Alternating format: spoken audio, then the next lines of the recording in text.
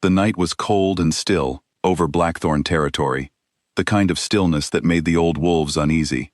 Inside the great hall, torches burned along the stone walls, and the entire pack had gathered to witness something they had waited 3 long years for, the naming of a new Luna.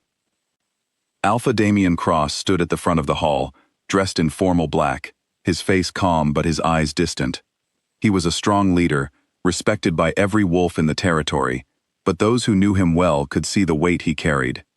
3 years ago, on the eve of his bonding ceremony, his mate, Arya Sinclair, had disappeared without a trace.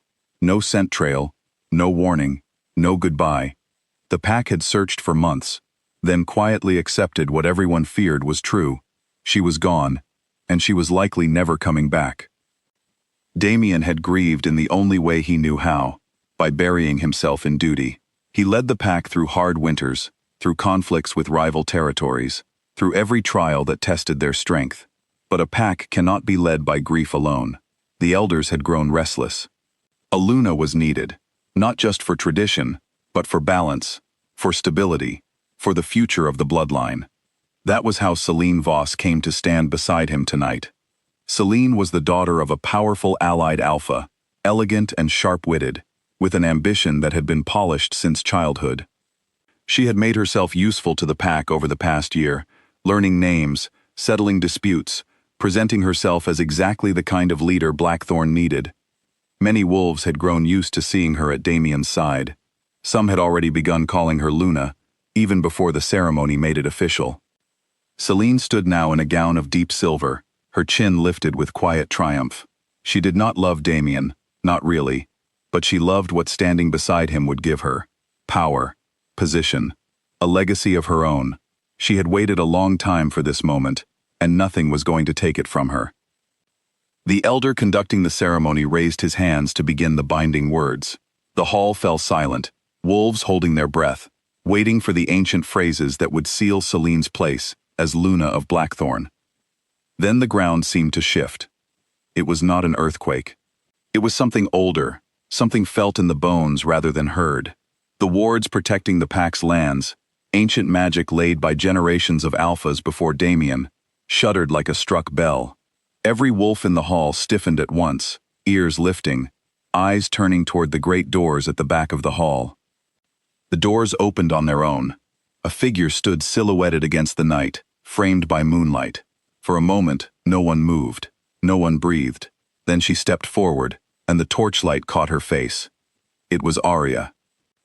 Gasps rippled through the crowd. Someone dropped a goblet, the sound of metal on stone unnaturally loud in the frozen silence. Wolves who had mourned her, who had lit candles in her memory, stared as though looking at a ghost. But she was no ghost. She walked with a steadiness that had not been there 3 years ago. Her hair was longer, pulled back in a simple braid. A thin scar traced along her jaw, barely visible unless the light caught it just right. She wore plain traveling clothes, nothing fine, nothing ceremonial, yet she carried herself with a quiet authority that made the room feel smaller around her. Damian felt the air leave his lungs. For 3 years, he had imagined this moment in 1,000 different ways. In dreams, he refused to admit he still had. None of them prepared him for how it actually felt. His wolf, the part of him tied to instinct and bond, surged forward inside him with a force that nearly buckled his knees. It recognized her before his mind could fully process what his eyes were seeing. Arya did not run to him. She did not smile, did not weep, did not do any of the things a reunion story might promise. She simply walked forward, her gaze steady, until she stood at the center of the hall, between Damian and Selene, between the past and the future the pack had been about to choose. And then, one by one, the wolves began to kneel. It started at the back of the hall, an older warrior lowering himself to one knee without seeming to decide to do it. Then another, then a cluster near the doors. It spread like a wave, instinct moving faster than thought, faster than politics, faster than the ceremony that had been moments from completion. These were wolves who had never met Arya, young pack members who had only heard her name in old stories. Yet something in them recognized her, bowed to her, answered a call older than memory. Selene stood frozen, her silver gown suddenly feeling foolish against the raw power moving through the room. She looked at Damien, waiting for him to say something, to explain, to reassure her that this changed nothing. But Damien was not looking at her at all. He had eyes only for Arya. "You're alive," he said, his voice rough, barely above a whisper, yet it carried through the silent hall.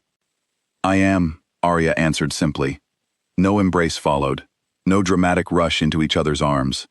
Arya turned instead to address the pack, her voice calm and clear, carrying easily to every corner of the hall. "I know you have questions," she said. "I will answer them. But first, understand this. I did not leave you. I was taken." The words landed like a blow. Taken.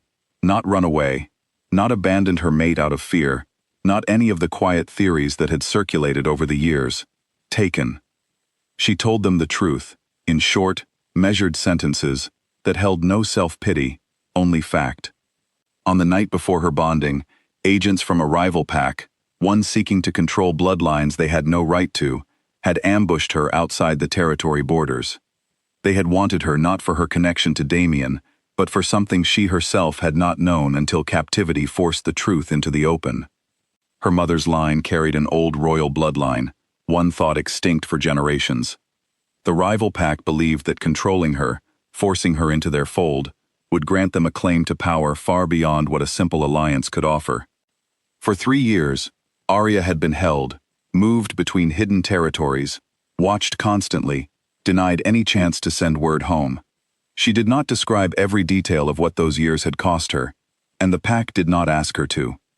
It was enough to see the way her hand did not quite unclench at her side, the practiced stillness in her stance, the sharpness behind her calm eyes. She had not been rescued. She had escaped, planned carefully over months, waited for the one mistake her captors made, and taken it without hesitation. "I did not come back to reclaim anything owed to me," Arya said, looking now toward Selene, who stood very still. "I came back because this is my home, and because I am done being anywhere I did not choose to be." Selene found her voice at last, though it wavered more than she intended. The ceremony was already underway. Pack law does not simply undo itself because someone returns unannounced. A murmur moved through the hall, some agreeing, some clearly startled by the challenge. Arya did not seem offended by it. If anything, something like respect flickered across her expression. "You're right," Arya said. "Law is law. I would not ask this pack to break its own rules for me, not even for this." She turned to the elder who had been midway through the binding ceremony. "There is a way to settle a disputed claim to Luna. I ask that it be honored." The elder, an old wolf named Callum who had served 3 alphas before Damien, nodded slowly. "The right of challenge," he said. "A formal contest, witnessed by the pack, to determine who is fit to stand as Luna." Selene's jaw tightened, but pride would not let her back down in front of the entire pack. "I accept the challenge," she said. Damien stepped forward then, his voice sharp. "This isn't necessary. Arya's claim as my true mate is not something that requires a contest." "It is necessary," Arya said gently, but firmly, meeting his eyes for the first time since she'd entered the hall. "For the pack, and for me, I want no one here to ever say I took a place I did not earn." The contest was set for dawn. That night was long for everyone in Blackthorn territory. Whispers filled every corridor, every den, every gathering space. Some wolves spoke of Arya's return as a miracle. Others quietly doubted her, wondering if 3 years apart had changed her too much, made her a stranger wearing a familiar face. Selene spent the night training with her closest allies, refusing to show even a flicker of doubt, though those near her could hear the frustration in every sharp breath. Arya spent the night alone, sitting outside beneath the same trees where she and Damien had once made quiet promises to each other. She did not seek him out, though she felt him nearby more than once, hesitating at the edge of the clearing before retreating without a word. She understood his hesitation. 3 years was a long time. Grief did strange things to people, and guilt could be just as heavy as loss. When dawn broke, the training grounds filled with every wolf able to walk. Selene arrived first, dressed for battle, her allies flanking her with quiet confidence. Arya arrived without an entourage, calm and unhurried, drawing every eye in the clearing, simply by the steadiness of her presence. The contest began. It was not the kind of battle built on raw savagery. Both wolves were skilled, both determined, and for several long minutes, it seemed the outcome could go either way. Selene fought with sharp precision, every movement trained and deliberate. But Arya fought with something Selene did not have: 3 years of surviving people who wanted to break her, and failing to do so. Every strike Arya made carried the weight of a woman who had already faced worse than this, and walked away. The turning point came when Selene, growing desperate as the fight extended longer than she expected, made a reckless move meant to end things quickly. Arya read it before it landed, sidestepped, and in one controlled motion had Selene pinned, breathless, at her mercy. The clearing went silent, waiting. Arya could have ended it there in the way pack law technically allowed. Instead, she stepped back and let Selene rise.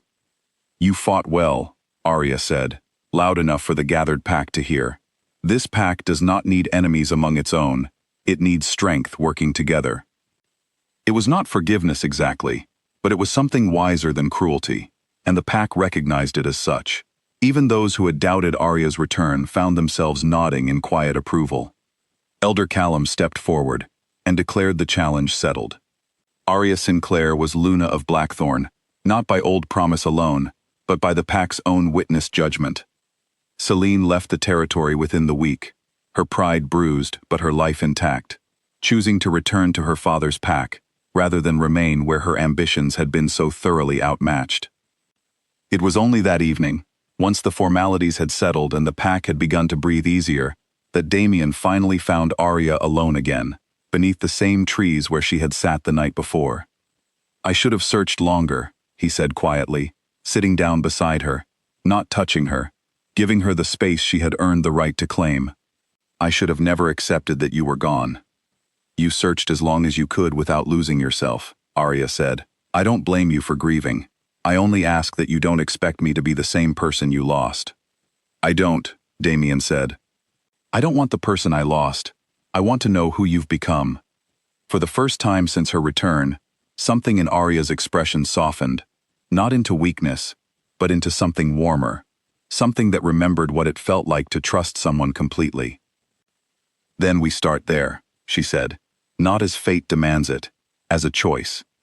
Damien nodded, understanding that whatever came next between them would not be built on old promises alone, but on something they would have to earn together, one honest day at a time. Above them, Blackthorn territory settled into a quiet kind of peace it had not known in 3 years, led now by an Alpha who had learned humility, and a Luna who had returned not to be given power, but to prove she had never lost her own.